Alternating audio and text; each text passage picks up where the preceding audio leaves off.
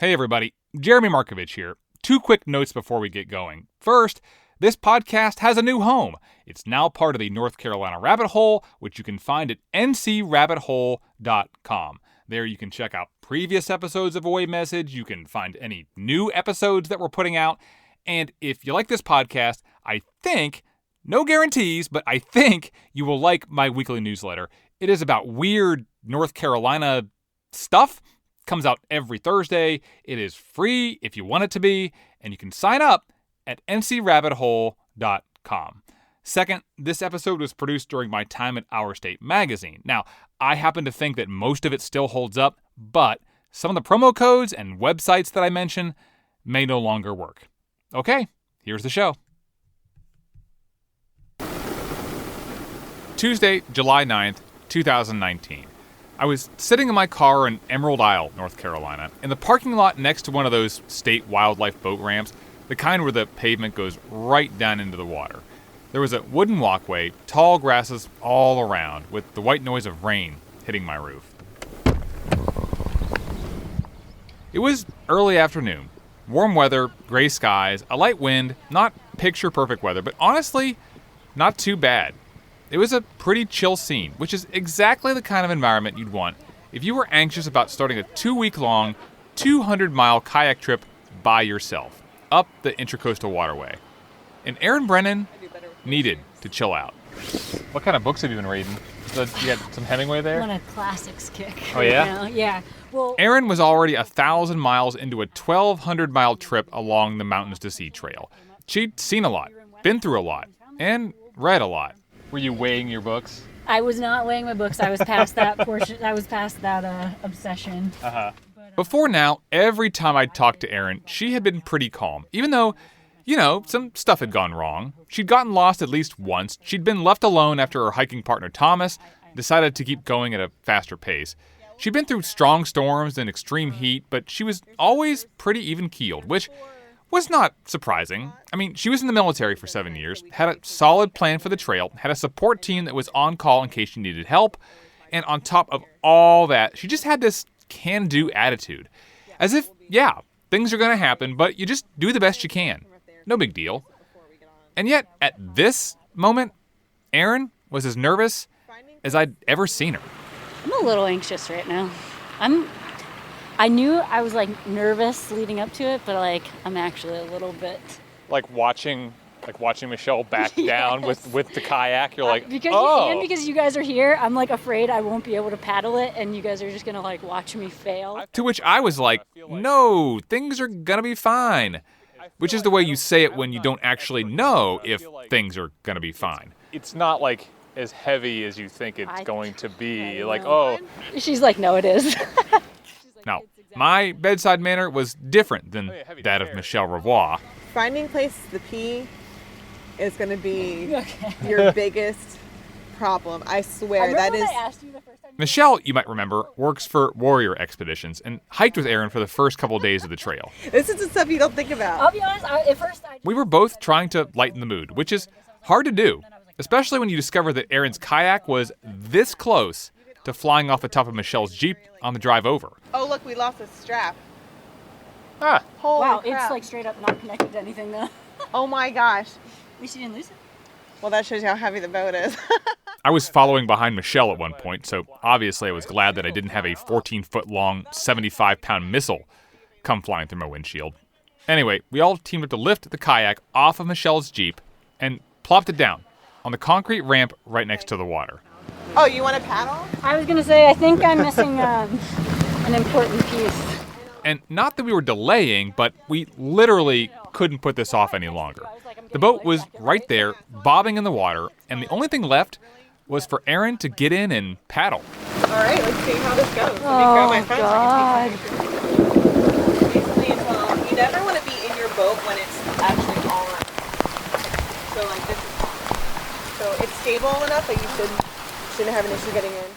Aaron and her kayak started gliding through the canal out toward the open water of Bogue Sound. Michelle and I walked alongside her on the wooden boardwalk just a few feet away. So when you're really paddling, you have to use your legs. Yeah. All right, we're coming around. It was our last chance to get in a few more words of encouragement. Don't go too fast. We want to catch up to you. You're going so fast. You're too good at it. Stop being so good. So I'm going left, right? Yeah, right. Right, you're going right, right. No, right, left, right. Okay. Bye. Go get him. Text you later. Okay, call me when you get into camp. Don't die. And as we watched her steadily paddle away from us, once she was out of earshot, Oh, she's off. So sad.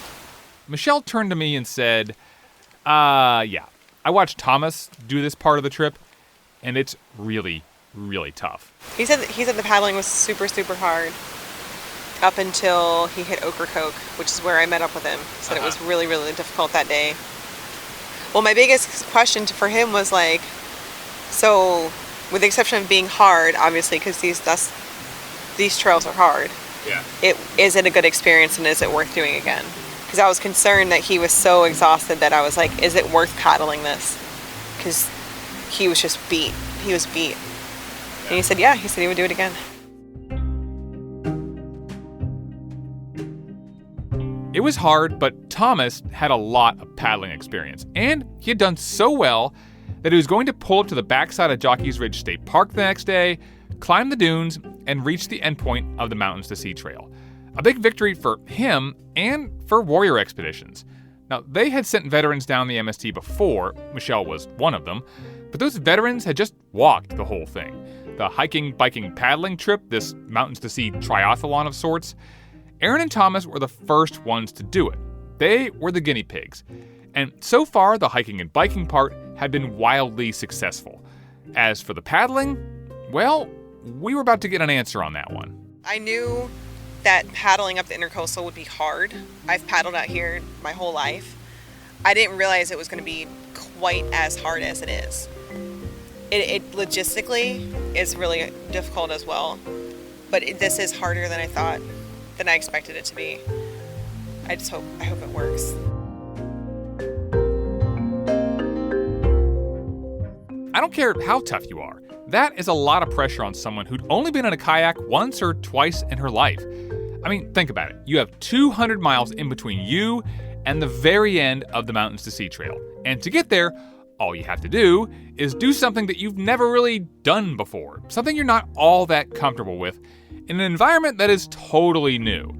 You know, she just learned how to read tide charts and currents and all that stuff in the past like two days. Before now, on dry land, the biggest problems had been twisted ankles, finding places to camp, climbing up and down mountains, cars that get a little too close for comfort, bugs. Now you're dealing with whitecaps and currents and tides and winds and possible storms and capsizing and speedboats that get a little too close and all of that. It's like your reward for a job well done is 2 weeks trying to stay afloat in a sound that sometimes acts like a giant sloshing bathtub. So far this season, we've talked about a lot of things that people experience on the trail, the highs and the lows. But we really haven't gotten into what I'm going to call the F words: fatigue, frustration, fear, and failure. Even if you're well prepared, even if you know what you're doing, at some point, if you're trying to thru-hike or paddle the MST, you are going to have to grapple with some or all of those things before the end of your journey. Whether that journey ends at the end of the trail or before.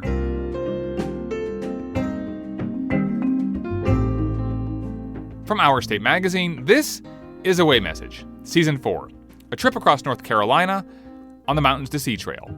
I'm Jeremy Markovich.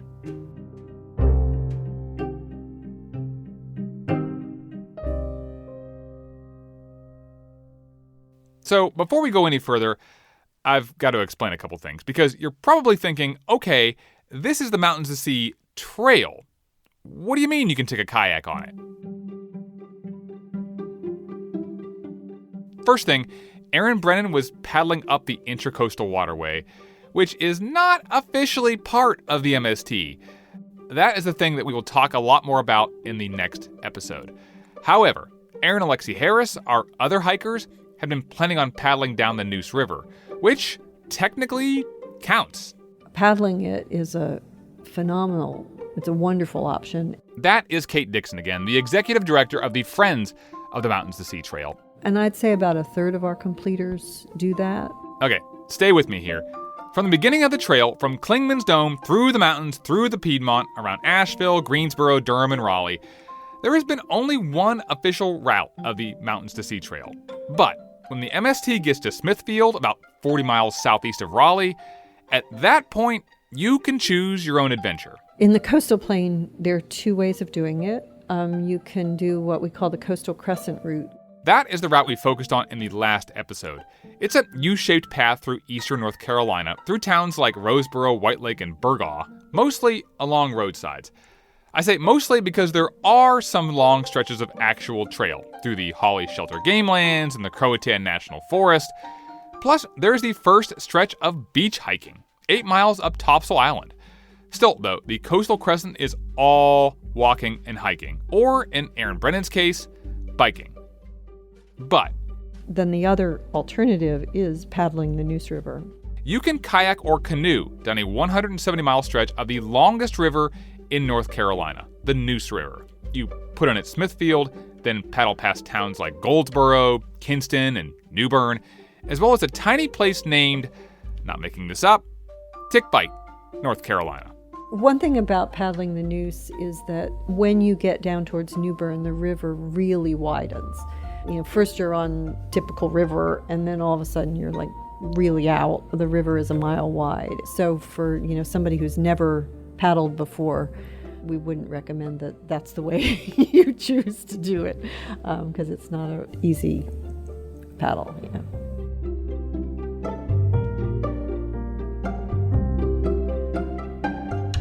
This is the route that Aaron and Lexi chose, and the big advantage is you get to skip a lot of road walking. Plus, it's a lot more direct. It's only about half as long as the Coastal Crescent.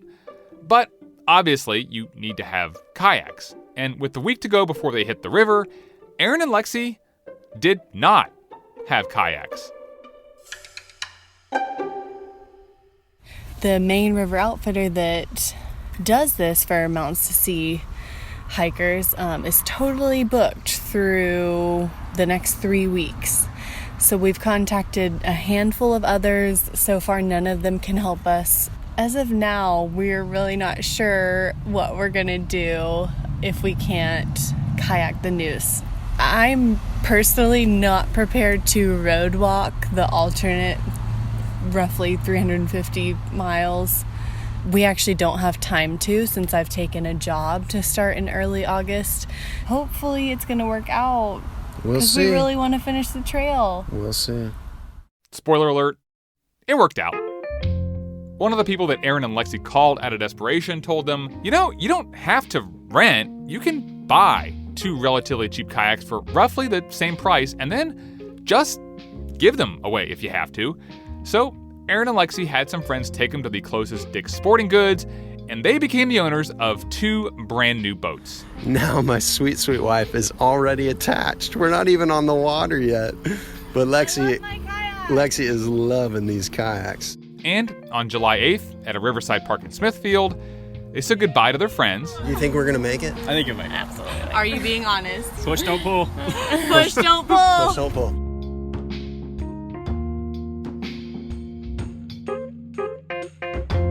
We just pulled off the river for the first time. I think we've gone probably 10 miles or so. Really? It's a lot faster than walking. It is so beautiful out here on the water. It is peaceful. It's so peaceful. It is cooler than it is on the road. We just saw a bald eagle. A bald eagle in the wild. It was beautiful. It really was. It was so large. At first, the Neuse River was perfect, really. We'll probably just have lunch in our boats today. Don't really have to stop, let the river take us, and so it's a nice change of pace. It's been really fun. But a few days later, when I met up with Aaron and Lexi at a Bojangles in Goldsboro, don't take this the wrong way. When you walked up today, I'm like, they look a little bit tired. You've been out on the trail for a while. Things were not perfect. Tell me how you got from the actual water up the bank into this restaurant here? Like, because I didn't see like an easy place to come up the bank. That's because there was not one. Great observation. They stashed their boats, clawed their way up the bank, and walked a half-mile along a 4-lane road to meet me. And yeah, they looked pretty much like they felt. Yeah, we're tired. We've been waking up early and kayaking all day. So not quite the same schedule as walking. It feels harder. On their first day on the river, everything went well. But on the day before I met them, it is 7:30 a.m. on Tuesday. You can hear just from their voices on the recording, things had changed. We did not pick the best time to be on the noose. The water level is really low, and so it's barely moving at all. It's basically like kayaking on a lake. So it's slow. So Very we tried. slow. We did just over 32 miles yesterday. In about 14 hours. We were on the river from 7:30 to 9 something. We haven't done any night hiking yet, but we sure tried our hand at night kayaking last night, and unfortunately our lamps were not as strong, our headlamps, as we thought they were going to be, so it was very difficult to see. We didn't find the campsite, so we ended up just finding this steep, super muddy bank that we've lovingly named Diarrhea Island. It did rain some yesterday, so when we pulled up to this island, oh my gosh, our feet sank literally a foot in the mud. You couldn't help it. And I think we've come to the conclusion that the river just does not smell good. So kind of everything around here is a general unpleasant odor. Everything stinks. In that moment, everything stinks was not meant to be a metaphor. But a few days later, it was. I, for one, am just much better at walking than I am at propelling myself forward with my arms. So we're sore. Like, I mean, I've got blisters all over my hands. Like, you know, our necks are sore, our backs are sore. It's been a lot. I mean, and we knew it would be challenging, but I'm realizing my expectations were a little bit off. So we're trying to rework that and, you know, realize that this is all part of the process and we're going to make it. Just make it. We just have to make it. It might not be pretty. Doesn't have to be pretty. Yeah. Is it just like that's the only goal? Like we just got to get it done?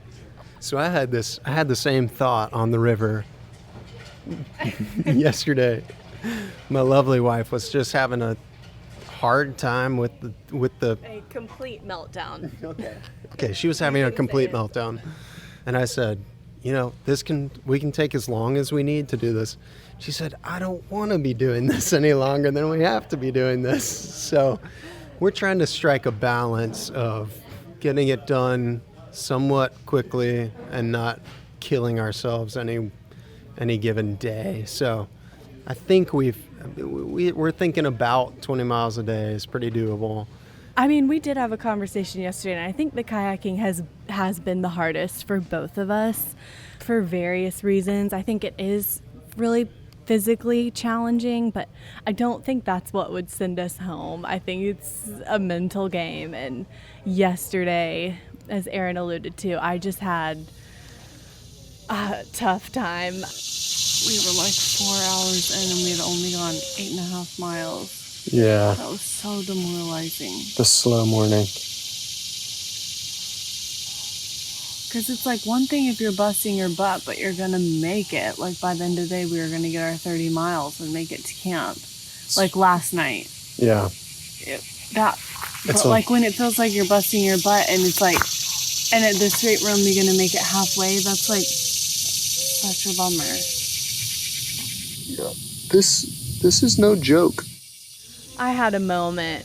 My sweet husband just very patient and helped me. The other pieces was that we were basically trapped on the river. Now we've bought these kayaks. We're in between towns. It's like, even if I did want to quit, like, where are we going to go? There's nowhere to even get out of the river right here. So I knew I wasn't going to quit. That was just, I was super discouraged yesterday. I think when you're struggling with something, I want to be able to make it better somehow. It's frustrating when it doesn't seem like there's a way to do that.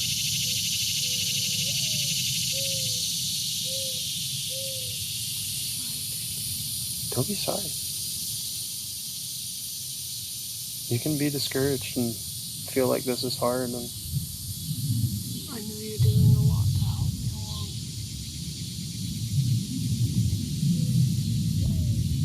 we'll see if we tie our boats together, then you can thank me for helping you along. We could try it just in the morning and see how it goes. Okay. I'll try anything at this point. It might be a terrible idea, I'm not sure. Are you out of water? No, I have a whole bottle.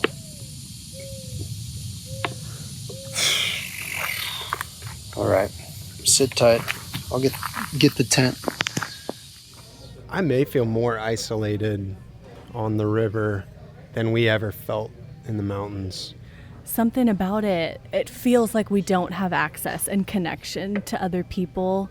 I don't know, yeah, something about it feels like we're chained to the river. Like, where are you right now, knowing that, like, you know, before you were like, there's 1,200 miles between me and the end, and then now it's like, we're going to be there fairly soon. I think that's why it feels like we've got to finish. Like, I think, you know, we are motivated to finish. And I think that's why I don't want to give up now. Even though, I mean, that has been kind of our motto, is that, like, we don't have to do this, and I don't want us to feel like there's no other option. But we're so close, like, we can do this. I know we can, and I think it will feel like an accomplishment. And I do think there's, you know, something to be said for the challenge of it. Like, it has been hard, and I think we're learning, and that's going to be beneficial to us. And so I feel like I don't want to give up.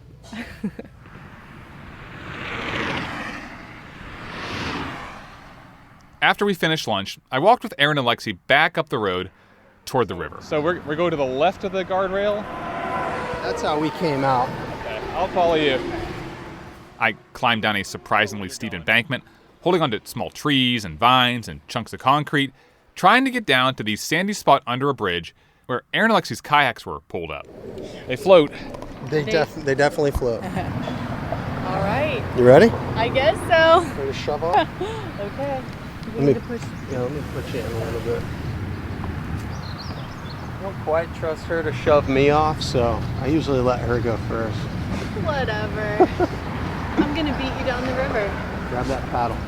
Got it. And their trip continued.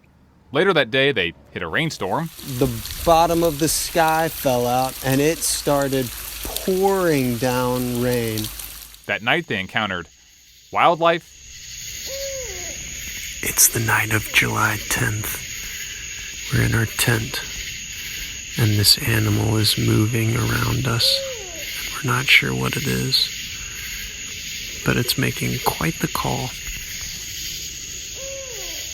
Further down the river in Kinston, they took a day off, after which they had another near disaster. That is the sound of water spouting out of our kayaks. We had a very restful 36 hours in Kinston at a little inn right by the river. And there were these huge storms on Thursday night? Thursday night. On Thursday night. 2 nights. So I came down to the river on Friday, and it had risen probably about 2 feet, a lot of water in the boats. So I unplugged the little plug on the back, pulled them up about 3 or 4 feet, well out of the water, and thought, this will be great. no more storms, but the river continued to rise, as rivers do, I suppose. And we just got back down to our boats. One of them had floated about 20 feet out into the water and thankfully gotten caught on a tree. And they were both just almost full of water, definitely sitting low. Submerged. Definitely sitting low in the water. So we're letting them drain, and we're just really thankful we still have 2 kayaks. Oh my gosh, that honestly could have been a trip ender. We bought 2 kayaks for this journey, but I don't know if we were prepared to buy a third. We both said if one of those was gone, we probably would have just gone home. So but we're glad. To continue on. And at this point, their voices sounded different than they had just a few days earlier. Kayaking had been really, really hard. Almost everything that could have gone wrong did go wrong. But they got through it. The end was in sight.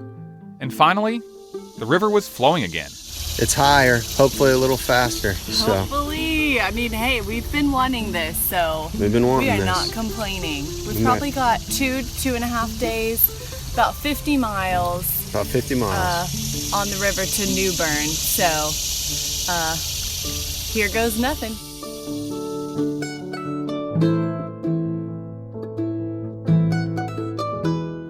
A few days later, they made it, stashed their kayaks with a friend, put their packs back on, and started hiking again toward the Outer Banks. The hardest part was behind them. Things were looking up. At least for them. Because right around that time, I got a phone call from Aaron Brennan, who said things had not gone according to plan. Not at all.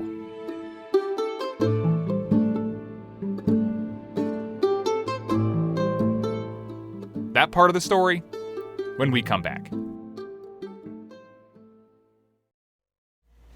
Happy birthday to you. This is Away Message. I'm Jeremy Markovich. So in the middle of all this, my son had his 5th birthday. We celebrated at the house, made a special dinner, did cake and ice cream and presents, and my wife and I put him to bed. Birthday to you. Make a wish. I wouldn't have missed it for the world. But that meant I got a very late start on a very impromptu road trip. Okay, it is 12:17 on Wednesday, July 17th, 2019. And I am driving across the Alligator River. And I should be in the Outer Banks in about half an hour. It's late, but I got a phone call from Erin, and basically said that she was finishing tomorrow, which is not today. So I am dropping out there to go see her. See what this is all about. So when I saw Erin Brennan paddling away back in Emerald Isle, she said that she thought it would take about 2 weeks for her to get to Jockey's Ridge State Park. But a week later, she was done with paddling. So what happened with the kayaking? Well, the kayaking was challenging. I mean, I think that's really the bottom line, and that's not why I stopped. Once I got to the Outer Banks, she laid out everything that happened, starting with the day she left. Things were going pretty well for a little while, and then, I'm not sure exactly what the tides were at that point and what they were shifting to, but there was definitely some weather and then winds, and then the water just got extremely choppy. So, I paddled for maybe like 2 hours and it seemed perfectly fine. It was tough paddling, but, I could see that I was making progress. I could see the water tower coming into eyesight and, things going behind me. So, but at one point I had kind of looked and set my sight on a house that was pretty identifiable, and I was just paddling towards that house for I think 30 minutes and not going anywhere. So Michelle from Warrior Expeditions was here. I called her, picked a point, and pulled me out for the night. Got on the water the next day. Had a pretty good day. I think I did 10 miles of paddling, which for, I think a novice paddler is okay. But then Once again, the winds changed and the tide started to work against her. By the time that I got to Fort Macon, where I was meeting up with Michelle, the water started getting really choppy. You could see the white caps. I had to cross an inlet, and there were a ton of recreational boaters out there. So we just decided to kind of call it for the day and start early the next day. So we put in so early that the waters were very calm, and it was honestly absolutely beautiful. Again, one of the coolest things I think I've done, and will kind of go down as one of my favorite days out on the trail. There's birds flying all around me, watching them just nosedive into the water. And, I think there was one other fishing boat out there, but other than that, it was just me. Hit the southern end of Shackleford Banks, and like I said, I pulled up and there were 2 wild ponies just right there. And I was like, oh wow, this is, going to be a cool day.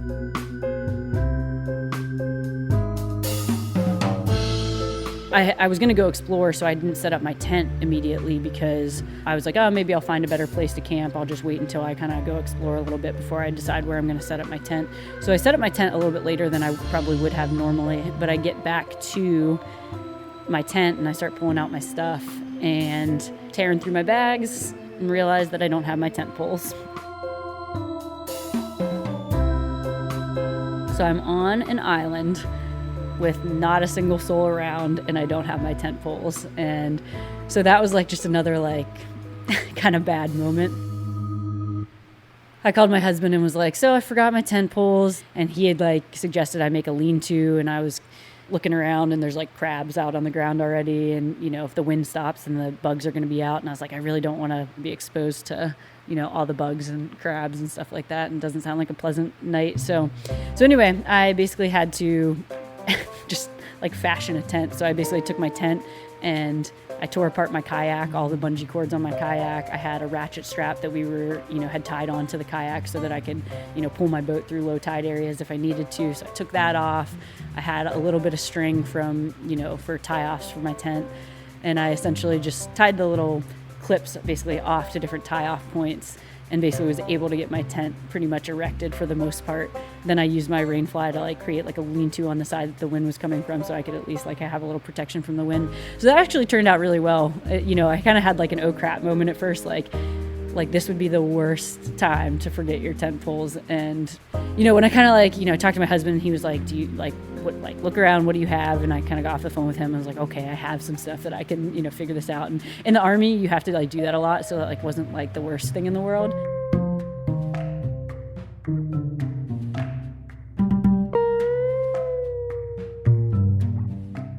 So she spent the night in her makeshift shelter, wild horses nearby, without anybody else on the island. It was kind of magical. But the next day, not so much.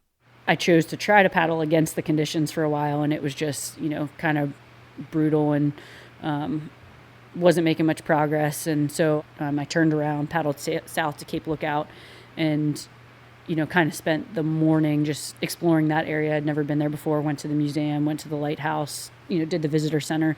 And kind of at that point, I called and talked to Michelle, and she was like, why don't you just take the ferry back? And I hadn't thought about that at all. So I spent essentially 4 days paddling, and just decided that I really didn't have the technical skills to feel comfortable out there, and it was kind of tainting the journey for me. So just decided to switch back to the bike, and, I had a blast doing that. So in that moment where you kind of realize that you're not going to do this thing that you had kind of planned to do and are going to kind of alter your plan a little bit, what's that like? What's that realization like for you? Yeah, to be honest, it was really defeating, and it was a really tough moment for me. Immediately, my thought is you're giving up or you're quitting. So that, definitely weighed on my mind quite a bit and made me pretty disappointed in myself. But, again, after talking to folks, and you hate to kind of reason yourself out of that, because in a sense, I did fail to do the prescribed thing that we came out here to do. And at the end of the day, it was kind of a test. Nobody had done it prior to this year in terms of the program that I'm doing this with. Again, talking to, my family and Michelle, and they were all really great about it. And what I had kind of morphed this journey into is something that I really wanted to enjoy. It wasn't, meeting that criteria. Erin, in that moment, had to decide, am I doing this trip for somebody else? Or am I doing it for me? And sitting there next to Erin, it was clear that she'd made the right choice. She might have failed at kayaking, but she'd succeeded at getting to the end. She looked tired, sure, but pretty invigorated. And I wasn't the only one who noticed. Is there anything, subtle or anything that you've been able to kind of detect from just talking with her or hanging out with her? I've definitely noticed that, she seems more excited. Michelle had pointed out the same thing back when we were both standing at the end of a boardwalk on Emerald Isle, watching Erin paddle away into the Bogue Sound. I know in the beginning, and with all of us, I think it's kind of hard to, we're not exciting people. We're not oh, I'm so excited to do this. It's just not who most of us are as veterans. We just aren't like that. And so in the beginning, I knew she wasn't really like that either, but she seems to have a little bit more pep in her talk when you hear her talk now about the next step, or, oh, I want to go explore this and I want to go explore that. And knowing that she still lives in North Carolina and she can go back and explore all that kind of stuff, I think is huge, because now that she's out of the military, she has something else to look forward to. I mean, that's huge. I don't know if you can pinpoint exactly what changes, but I think the biggest thing we see is, for my brother, for instance, when he is going into a dark place, he just had another one of the guys from his unit take his own life just a couple weeks ago, and he went hiking for a week by himself. So it's also knowing that you have this resource, and this is something that you can continue to use later on. So if something else happens in their lives, or they're going into a dark place, they know that they can jump on a bike or jump in a boat or go hike in the mountains and get that little bit of therapy again to kind of do a reset almost.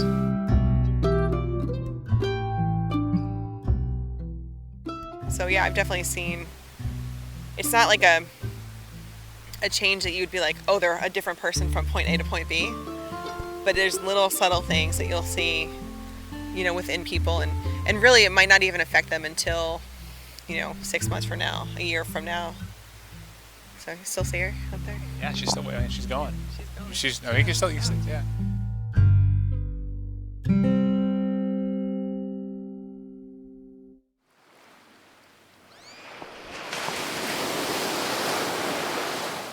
It's now been a little more than a year since that moment. And yeah, things have changed. We made it to the ocean! You hear it!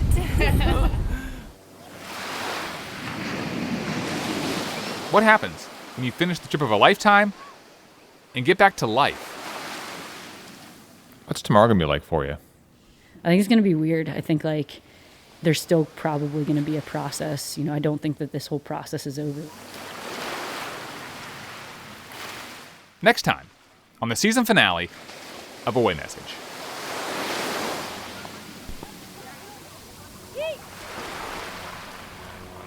This podcast is a production of Our State Magazine, celebrating North Carolina for more than 85 years. Head to ourstate.com, click on subscribe, and use the promo code AWAY to get $5 off a year's subscription. It is our thank you for listening to the show. This episode was produced by James Michkowski. Our intern is McKenna Smith. Our website is ourstate.com/podcast. If you like the show, please give us a good rating and review, and tell a friend.